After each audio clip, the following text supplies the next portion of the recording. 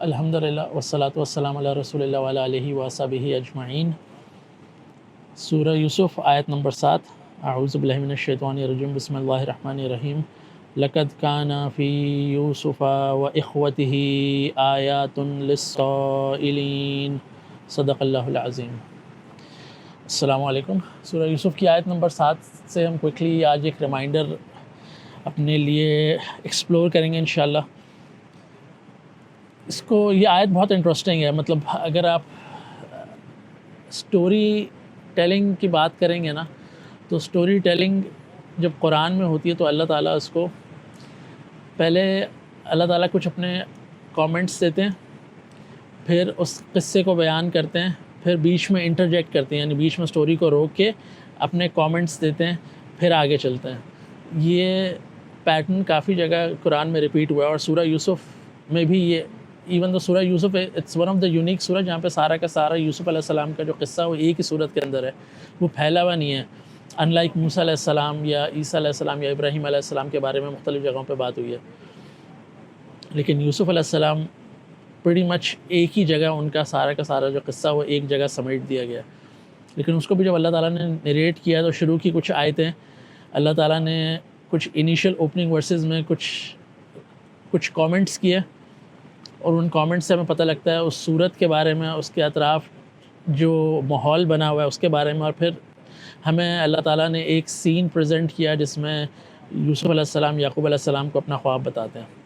اور وہ جب آیتیں ہم نے ڈسکس کر لیں تو اب آیت نمبر 7 میں اللہ تعالیٰ پھر اب نیکسٹ سین نہیں نریٹ کر رہے، اللہ تعالیٰ ایک کامنٹ پاس کر رہے ہیں، اور بہت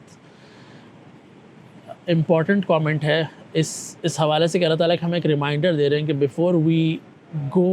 further into the story, this is what you need to think about the story۔ یعنی اس قصے کو آگے بڑھانے سے پہلے اللہ تعالیٰ چاہ رہے ہیں کہ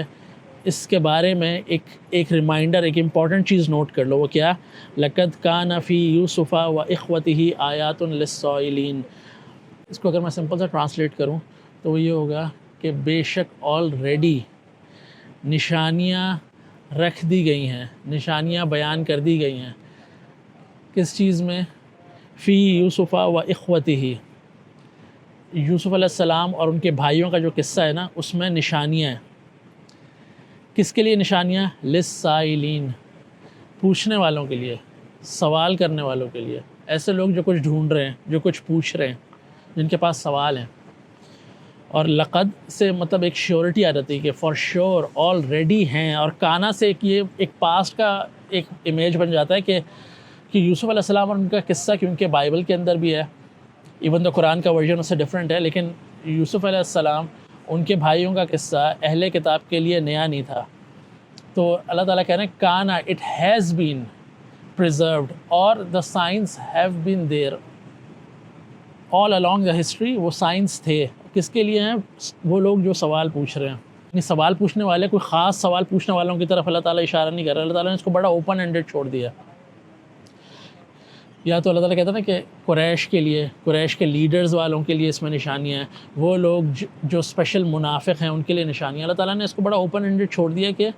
وہ لوگ جو کچھ ڈھونڈ رہے ہیں، وہ لوگ جو سوال کر رہے ہیں، جن کے پاس سوال ہیں، جن کے پاس کویسچنز ہیں، جو کچھ کھوج رہے ہیں اس دنیا میں۔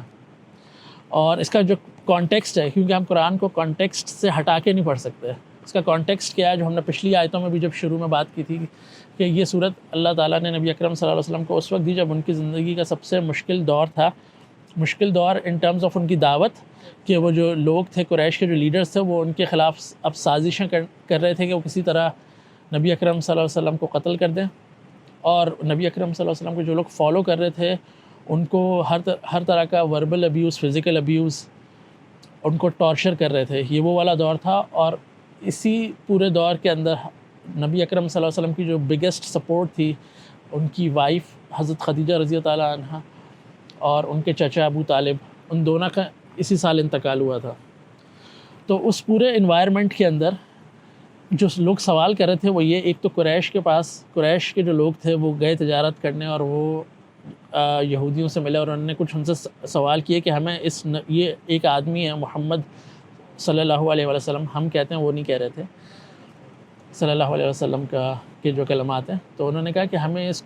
ان کو ایکسپوز کرنا ہے، ہمیں لگتا ہے یہ صحیح بات نہیں کر رہی، یہ اپنے آپ کو نبی بتا رہے ہیں.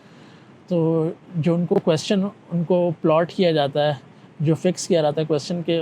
ان کو یہ سجیشن ملتا ہے کہ ان سے یوسف علیہ السلام کے بارے میں پوچھو کہ یوسف علیہ السلام ان کی جو نسل ہے وہ ایجپٹ کیسے پہنچی، اور اگر انہوں نے وہ جواب نہیں دیا تو وہ ایکسپوز ہو جائیں گے. تو اب جو قریش تھے وہ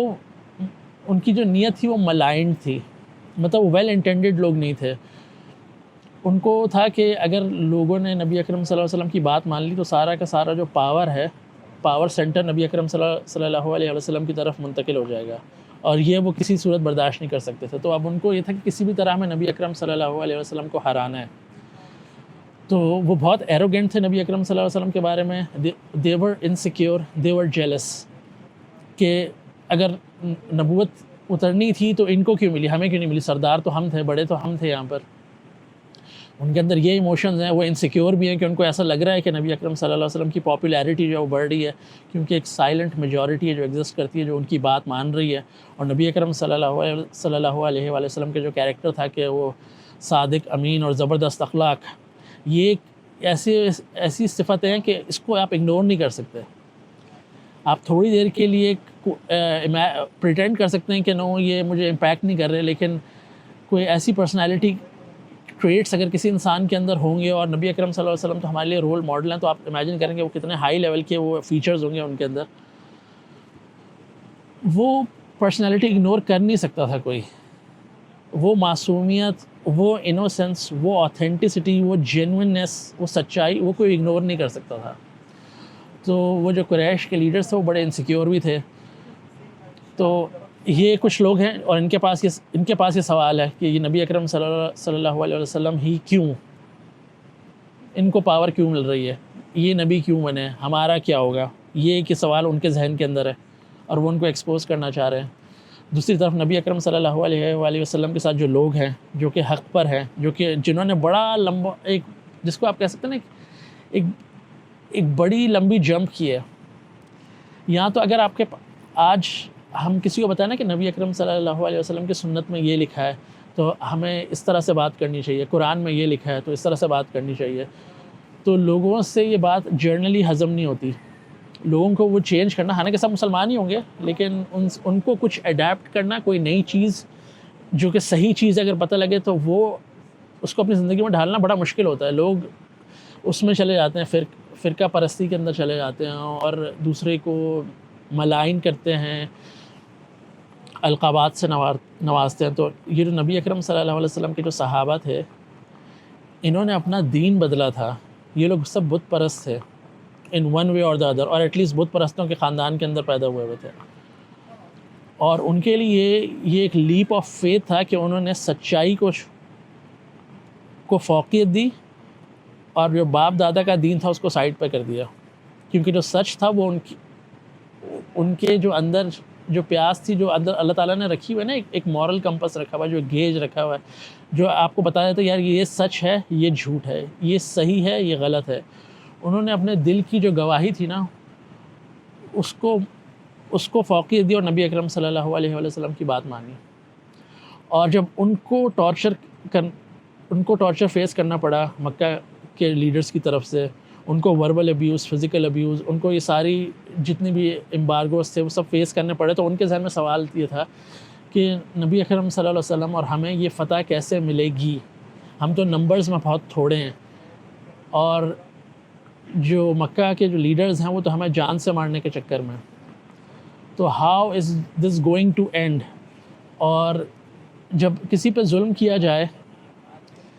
کسی کو گھر سے نکالا جائے، کسی کے ماں باپ کو مار دیا جائے، کسی کے بزنس میں پابندی لگا دی جائے، تو اس کے ذہن میں یہ نیچرل سوال آئیں گے کہ ہم صحیح نہیں ہیں؟ اگر ہم صحیح ہیں تو ہمارے ساتھ یہ کیوں ہو رہا ہے؟ ہم نے کسی کا کیا بگاڑا ہے؟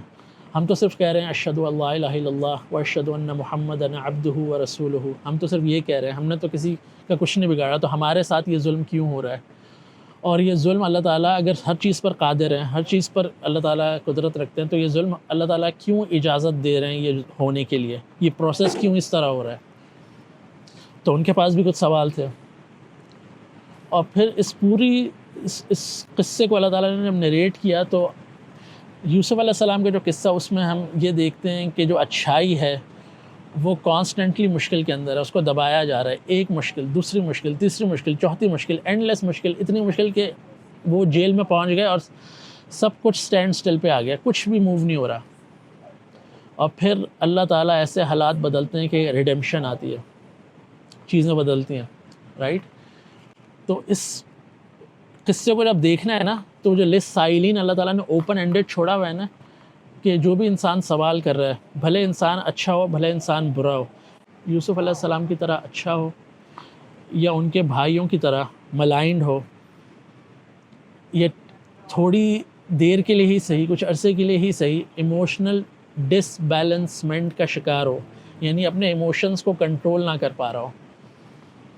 تو اللہ تعالیٰ کہہ رہے ہیں یوسف علیہ السلام کے کیریکٹر میں اور ان کے بھائیوں کے کیریکٹر میں اور ان دونوں اینٹیٹیز کے ہونے کی وجہ سے جو پورا ایک قصہ ڈیولپ ہوا، اس میں سب کے لیے نشانیاں ہیں. جو وہ لوگ جو سوال پوچھ رہے ہیں، عام لوگ جو سوال پوچھ رہے ہیں، اس میں اچھے لوگ بھی ہیں کہ ہمارے ساتھ ایسا کیوں ہو رہا ہے، اگر ہم صحیح ہیں تو ہمارے ساتھ یہ برا کیوں ہو رہا ہے، ہمارے اطراف یہ برے لوگ کیوں ہیں، میں تو اچھا ہوں میرے ساتھ کیوں برا ہو رہا ہے. یوسف علیہ السلام اچھے تھے لیکن اللہ تعالیٰ نے جو ان کو پلیس کیا ایسے بھائیوں کے اندر پلیس کیا جو کہ اچھے نہیں تھے، حالانکہ سب پیغمبر کے بیٹے ہیں، یعقوب علیہ السلام کے بیٹے ہیں،